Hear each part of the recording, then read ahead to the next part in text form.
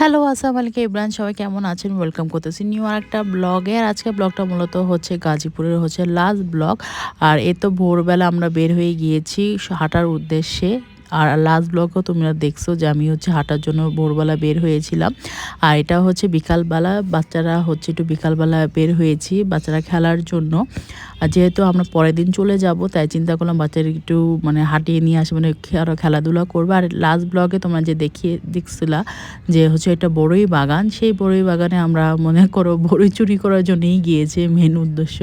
আর এই তো দেখতে পারতেছো মশা কেমন। আর এই তো আমরা আজকে চলে যাবো, এই জন্য আলু ভাজি আর রুটি খেয়ে নিলাম। আর এটা আর একটা মাটির ঘর, আমি কোনো সময় সরাসরি মাটির ঘর দেখিনি, এই প্রথম আমি মাটির ঘর দেখলাম। আমার খুব শখ ছিল বাড়ির ভিতরে ঢুকা, কিন্তু যাদের বাড়ি তারা থাকে না। যাই হোক, আমি একটু ভিডিও করেছি মাটির ঘর, আমি কোনো সময় সরাসরি দেখি নাই। আর যারা ফেসবুক থেকে দেখে থাকলে অবশ্যই ফলো দিয়ে দিও, আর ইউটিউব থেকে দেখে থাকলে অবশ্যই সাবস্ক্রাইব করে দিও। আর আমার ভিডিও কেমন লাগে সেটাও কমেন্ট করে জানিয়ে দিও।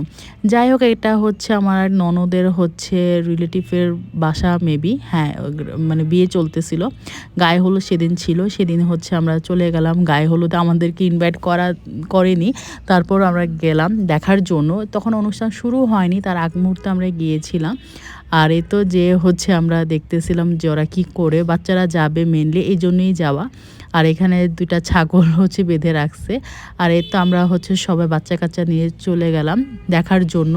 আর আমাদের আমরা রাতের বেলা অনুষ্ঠান শুরু হবে, আমরা বিকাল টাইমে দেখতে গেছি। আর এখানে বাচ্চাদেরকে জন্যই মেনলি যাওয়া। ততদিন পর্যন্ত আল্লাহ হাফেজ।